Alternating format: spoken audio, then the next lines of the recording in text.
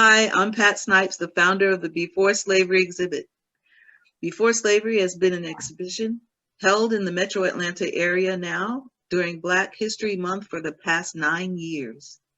It will become a permanent museum in the near future. The Before Slavery exhibition comes out of an observation that most African Americans have a deep longing to know their own identity. It is one answer to an unspoken collective prayer. You will find that it is an extraordinary blend of ancient knowledge delivered through the best of today's technological advances. The Before Slavery Museum is a full sensory, interactive, and memorable walk back in time before the transatlantic slave trade. It allows you to witness the trail that our ancestors traveled over the past few millennia. Who were the people? Where did they come from? How did they live? And what did they believe?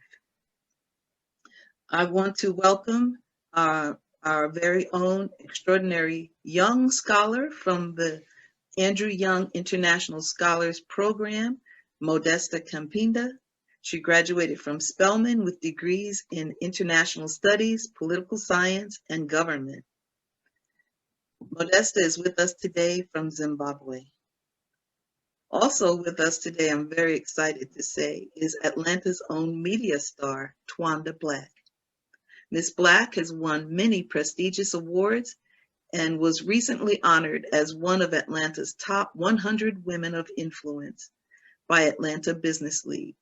She was also voted Gospel Choice and Steeple Awards Best in Media, and she hosts a syndicated radio show, Inspirations Across America, in 30 markets in the US and across countries across the world. But especially today, I am very proud and happy to welcome Ambassador Andrew Young. He's one of the founding fathers of the Civil Rights Movement. He served as the executive director of the SCLC, and he's close confidant to Martin Luther King Jr., but he also worked closely with many other prominent figures, such as the Honorable John Lewis. Ambassador Young is actually from New Orleans. He's a minister of the gospel. He served as a congressman. He was the first African-American ambassador to the United Nations and our beloved mayor here in Atlanta. Ambassador Young is a living icon, and we are so honored and happy to have him here with us today. Right now, I'll turn the floor over to Ms. Twanda Black. Twanda. All right. Hi, Ambassador. I got you. How are you? Fine. Wonderful, wonderful. You know, we know how important it is for us to know our pre-slavery, and we talk about slavery all the time. Why is it so important for us to know our pre-slavery history? All civilization began in Africa. And actually, if they're honest, even Adam and Eve were Black. Nobody in the US has been teaching that, except there was a group around Morehouse and Spelman, and the Shrine of the Black Madonna. Yeah. Oh, yeah. And I heard some brilliant lectures there by John Henry Clark before he died. Yes. And I don't know whether he wrote much. I've never seen a book of his.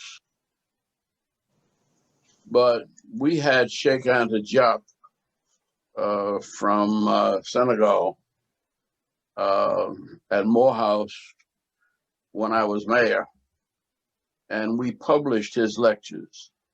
But that King Chapel was filled with, they had people standing upstairs and downstairs and all around. And he was talking in French, translated in English. But the information was so fascinating that people came early and stayed late just to hear him, and that was published. We published those lectures, but the only people the only place I've ever been able to find that book was at the Shrine of the Black Madonna, and I didn't know whether they were still open now. I was just over there. I didn't see it open. I haven't seen it open. It's not okay. Yeah. I'm hoping it's just pandemic closing and maybe they'll come back. That I argue, especially with the young Black intellectuals. See, I said, look, they made you think that when you came here as a slave, you didn't know anything. And that everything you know, the white folks taught you. But that's not even true about Christianity. Because it was an Ethiopian that carried the cross for Jesus, and the Ethiopian church continued on down to Zimbabwe. And there was a Roman Catholic, I think a Belgian archbishop in Congo, that the whole country, he was a Muslim who converted to Christianity. And that was all that was before the slave trade. So a lot of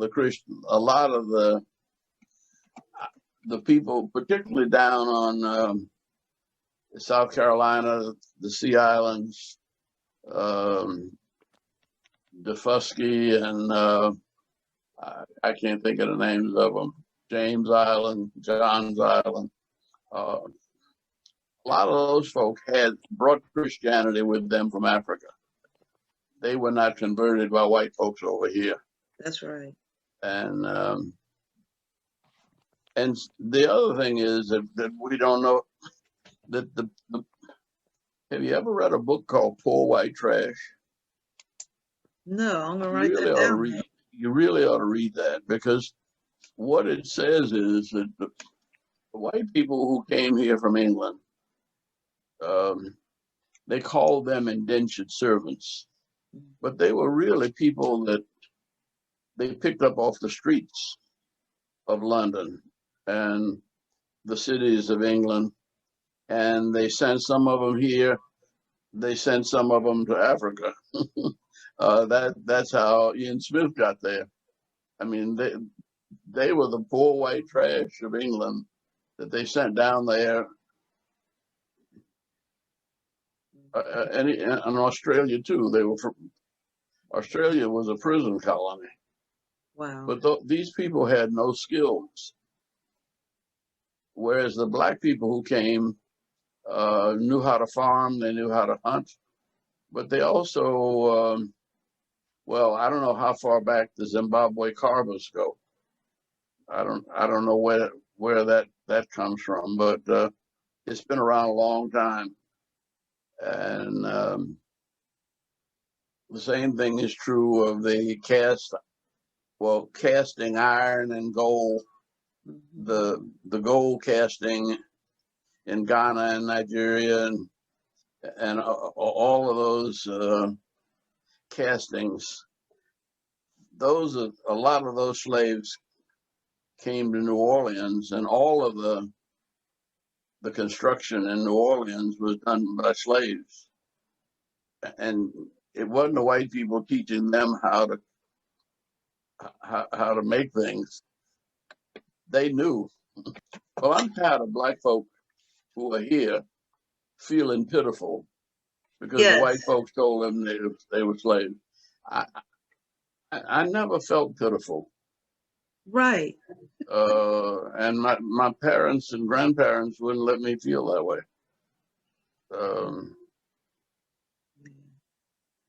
Yeah. But well. So that's the kind of thing that we're trying to do, is to encourage the young people to know who they are, where they came from, that they come from a rich history, that we were not a bunch of naked savages running around, that we we were organized, and we had science, and we had math, and Well, that's what Sheikh Hamza Diop talked about mm, in that African Origins of Civilization. There's another, if they're open, there was also the oldest book ever written by Tahotep. mm, And I had a bunch of those, and I can't find them anymore. They took a lot of my books to the Auburn Avenue Library. Here are two books that are Asa Hilliard's books. Oh, I love him.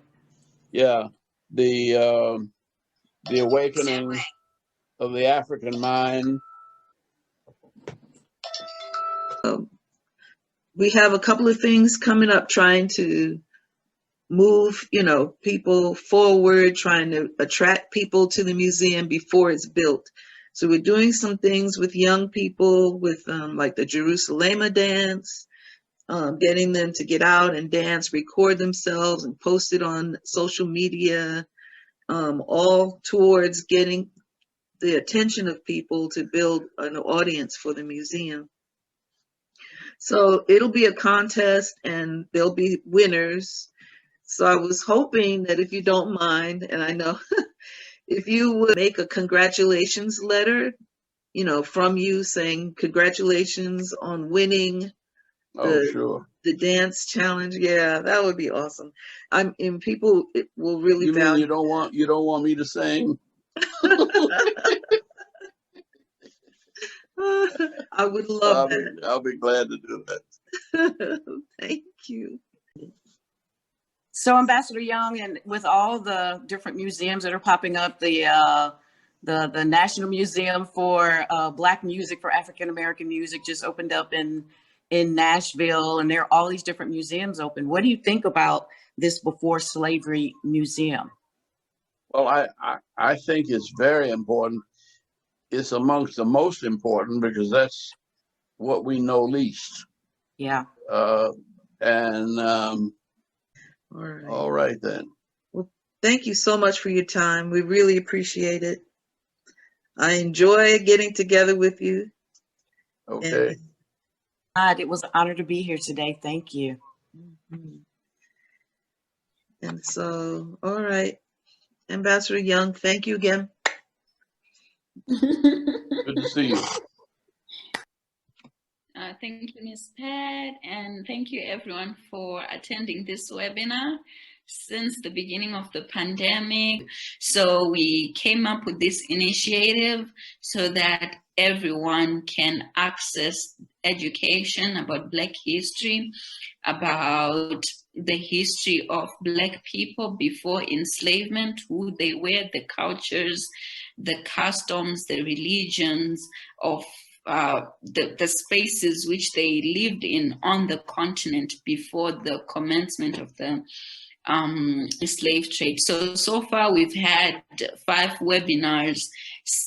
webinars since November, and we want to continue to bring these educational webinars. So at the end, when you leave this meeting, when it ends, you'll be redirected to a survey page, and we ask you to please take a few minutes of your time, less than a minute, to just complete the questions. They'll really help us improve the webinars and let us know what subjects you're really interested in knowing. Leave some questions, tell us what really interested you in this discussion, and also leave your email address and your name, please, so that you can enter the draw and you're able to maybe you'll be the lucky winner next time. So again, thank you so much. I hope you will join us in the next 2 weeks when we hold another webinar. Our webinars are bi-weekly, so mark your calendars. Every 2 weeks, we'll be bringing you another webinar.